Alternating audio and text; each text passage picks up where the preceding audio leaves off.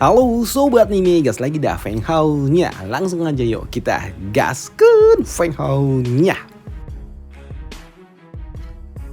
Mereview sedikit dari part sebelumnya, Feng Hao yang kini telah memilih kejuruan Tianji harus pergi bersama dengan instruktur Liu pergi menuju puncak Tianji. Namun setelah mereka mengikuti kemana instruktur Liu membawa mereka, kini mereka pun tiba di suatu tempat yang belum mereka ketahui di mana rimbanya.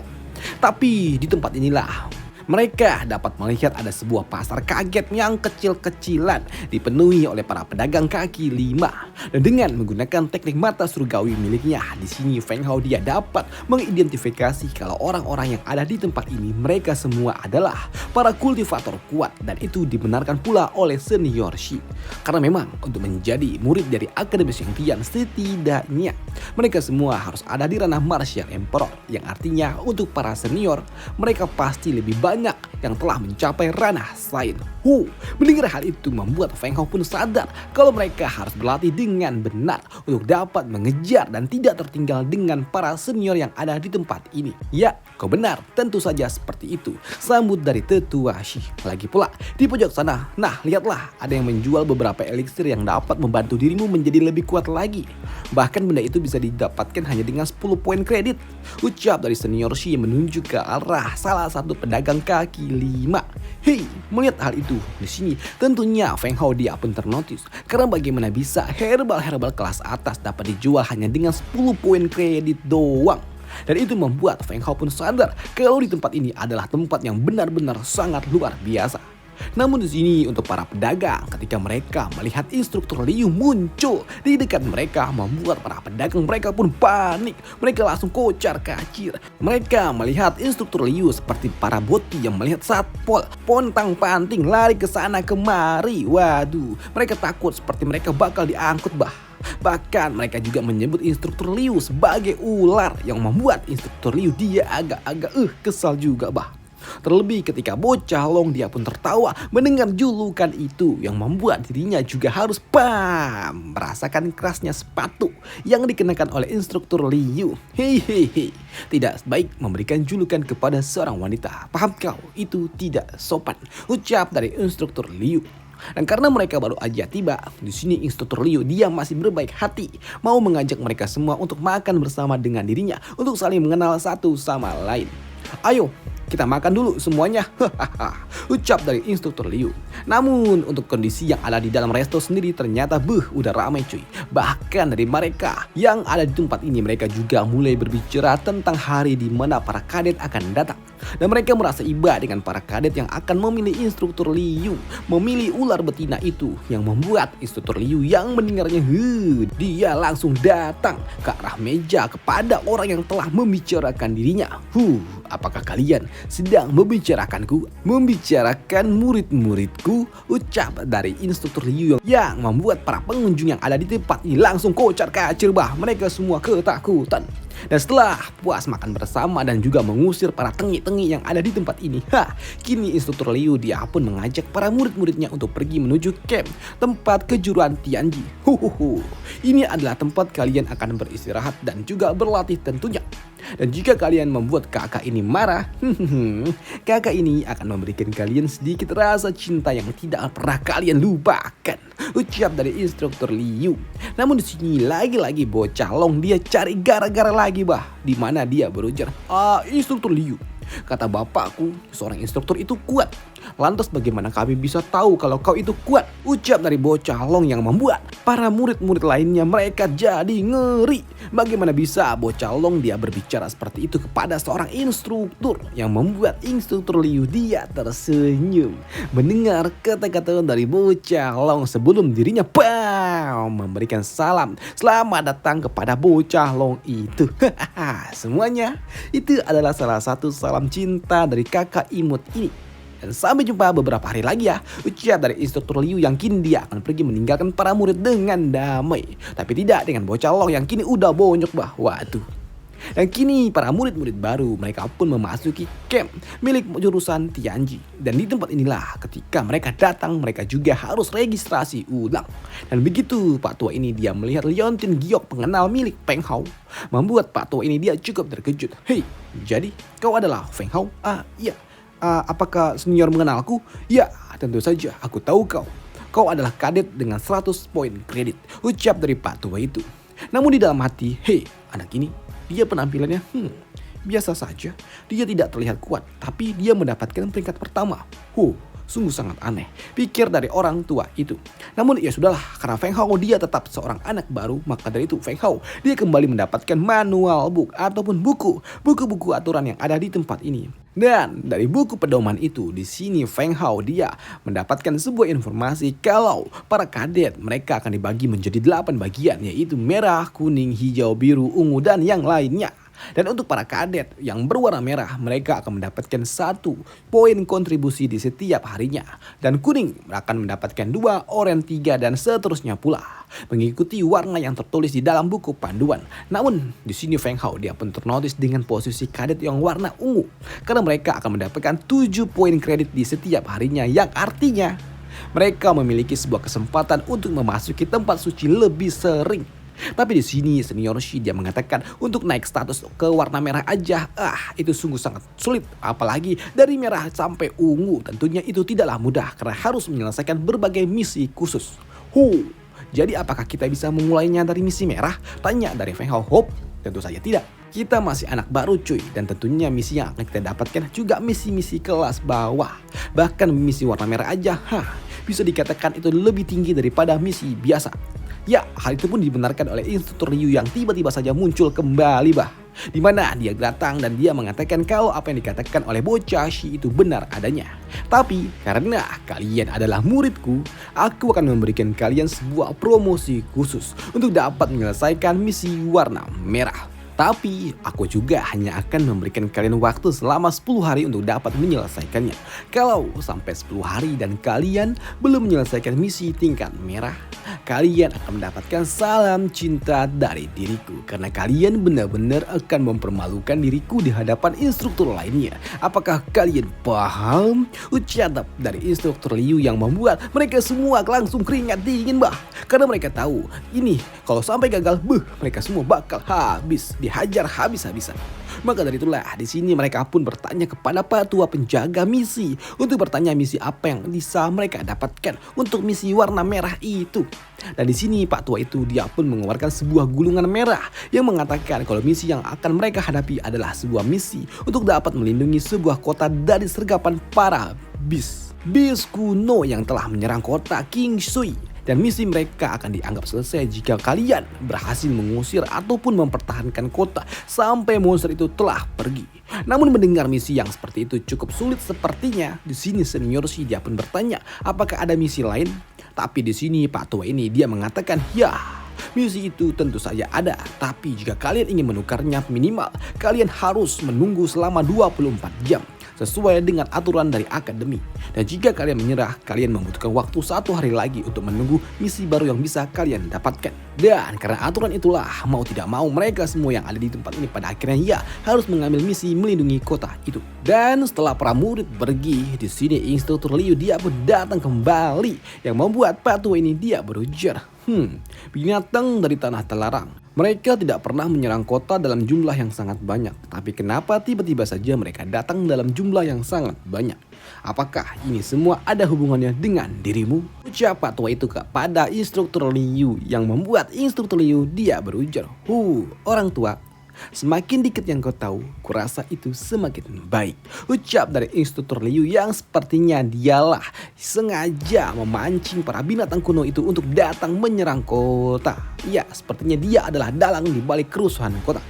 Dan untuk kota King Sui yang merupakan kota yang sedang di Feng Hao dan juga teman-temannya tuju adalah sebuah kota yang dibangun oleh manusia yang ada di dekat dari area tanah terlarang, di mana umat manusia membangun kota itu karena kota itu dekat dengan area tambang mineral yang saat ini coba diobrak-abrik oleh para binatang kuno yang mencoba menerobos dinding kota. Wah, gila, kenapa mereka datang secara tiba-tiba? Dan di masa lalu paling tidak hanya ada 1 ataupun 2 dari mereka yang tersesat. Tapi kenapa sekarang banyak seperti ini?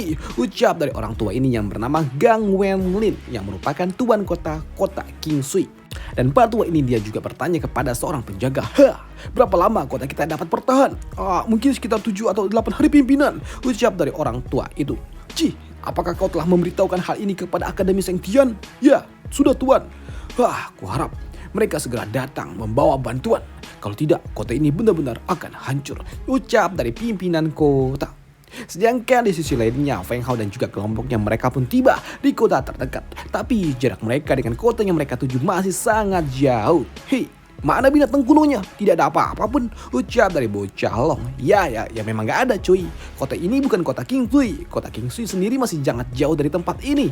Jadi ya, karena memang di kota itu tidak ada teleportasi, jadi ya kita hanya bisa mencapai kota Yuan ini, ucap dari bocah api. Dan menurut peta masih membutuhkan waktu sekitar 6 hari lagi untuk dapat mencapai kota itu dengan cara terbang, yang artinya kita akan terlambat.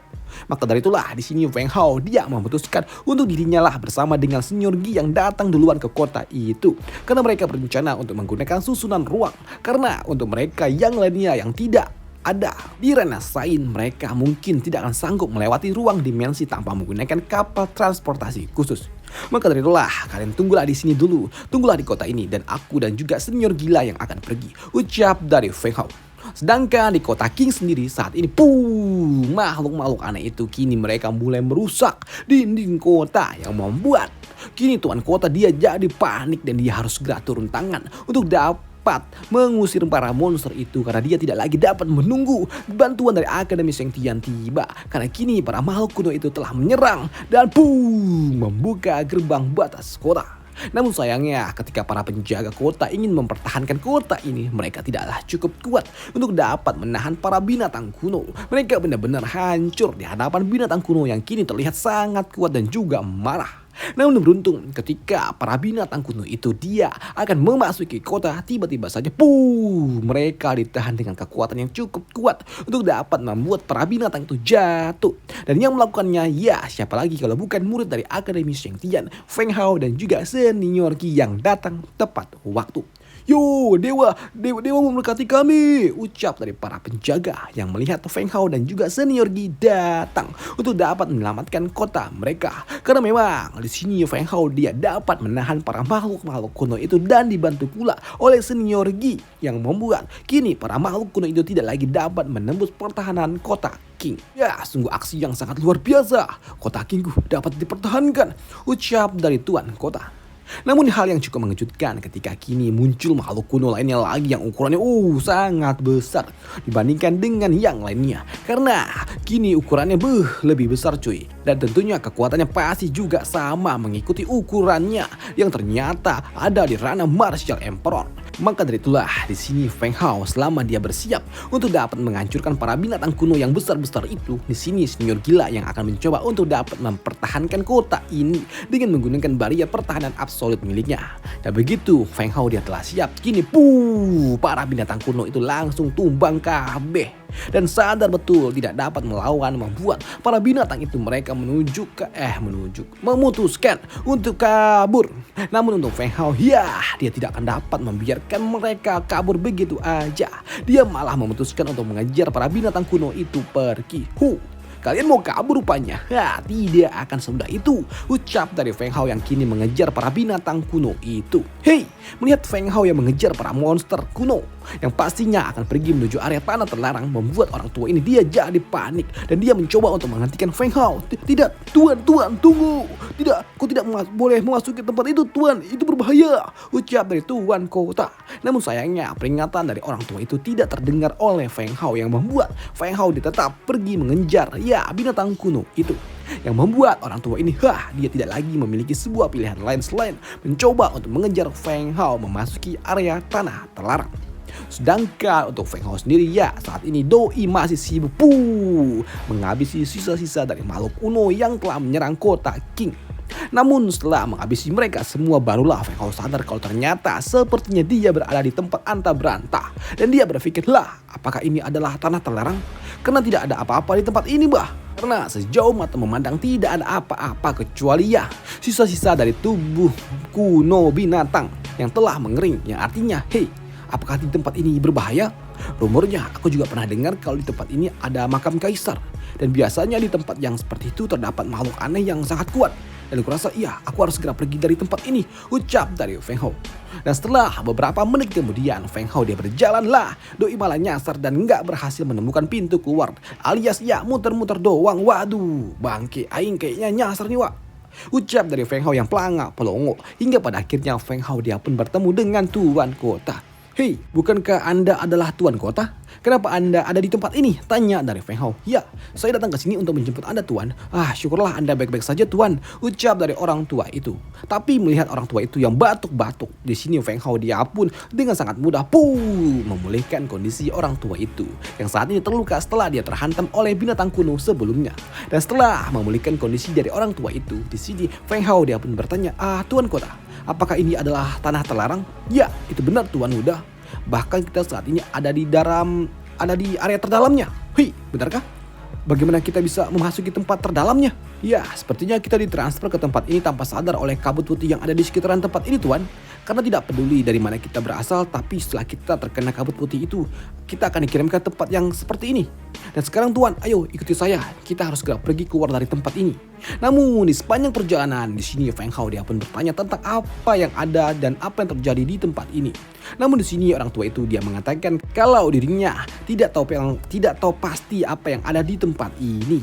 Namun menurut catatan kuno, tempat ini awalnya adalah surga yang sangat indah di masa lalu. Tapi entah apa yang terjadi, tiba-tiba saja aura yang ada di tempat ini mulai memudar dan perlahan kini tempat ini berubah menjadi tanah tandus yang memang seperti ini. Hei, aura yang pudar. Mendengar hal itu membuat Feng Hao dia pun berpikir kalau aura yang ada di tempat ini ya terasa seperti aura yang ada di benua Tianlu. Namun aura yang ada di Hongmeng itu 10 kali lipat lebih kuat dibandingkan aura yang ada di Tianlu. Sedangkan di wilayah tanah suci Shengtian 10 kali lebih kuat daripada yang ada di Hongmeng. Bahkan untuk tanah sucinya sendiri ya mencapai 50 kali lipat daripada yang ada di tempat luar. Waduh, pokoknya tempat ini paling kecil. Yang artinya apakah aura kepadatan energi yang ada di tempat ini bisa memudar? Dan kenapa bisa memudar ya? Pasti ada rahasia di balik itu semua. Entahlah, aku juga nggak tahu nih, pikir dari Feng Hao. Namun di sini Feng Hao dia juga mendapatkan sebuah informasi dari patua itu kalau dulu di zaman kuno tempat ini bagaikan surga dan dijadikan tempat berlindung bagi umat manusia yang tidak cukup kuat untuk dapat menghadapi serangan dari makhluk asing. Tapi entah kenapa tiba-tiba saja di suatu hari terjadilah sebuah bencana yang mengerikan dan seketika aura yang ada di tempat ini langsung mulai menghilang dan juga memudar, dan seluruh penduduk yang ada di kota ini juga langsung hilang nggak tahu kemana. Dan ketika Feng Hao dia bertanya tentang rumor yang mengatakan kalau tanah terlarang ini adalah salah satu pintu gerbang menuju dunia lain, membuat Pak Tua ini dia hanya dapat mengatakan kalau itu baru sekedar rumor dan belum ada yang dapat mengkonfirmasinya. Karena tempat ini penuh dengan monster yang berbahaya, jadi sampai detik ini tidak ada yang berani mencoba menjelajahi tempat ini. Dan kini mereka yang terus berjalan bersama tanpa terasa kini telah tiba di depan mulut gua. Dan di depan mulut gua ini Feng Hao dia dapat melihat ada beberapa susunan formasi unik yang membuatnya bertanya tentang susunan formasi apa itu. Hei, mendengar Feng Hao bertanya seperti itu membuat Pak Tua ini dia pun lupa untuk menjelaskan kepada Feng Hao untuk tidak melihat formasi itu, karena itu akan membuatlah udah duluan pingsan Feng Hao-nya. Dan beruntung cuma pingsan sejenak. Dan susunan formasi ini itulah ada sejak zaman kuno dan orang-orang yang melihatnya mereka bisa gila jika mereka tidak dapat menahannya. Dan untuk sampai detik ini juga belum diketahui apa tujuan formasi itu dibangun. Dan setelahnya kini mereka pun kembali keluar dari area tanah terlarang yang ada di tempat ini. Dan dari atas sana mereka dapat melihat kota King. Dan selesailah cerita kita di sini dulu dan sampai jumpa di part selanjutnya. Dan sampai jumpa di part selanjutnya. Next ya Feng Hao lagi, apalagi, waduh. Dan sampai jumpa, bye. Dan thank you untuk semuanya. Dan hari ini di tempat gua hari Jumat, hujan dari pagi sampai malam, buset. Dan sampai jumpa, bye, thank you.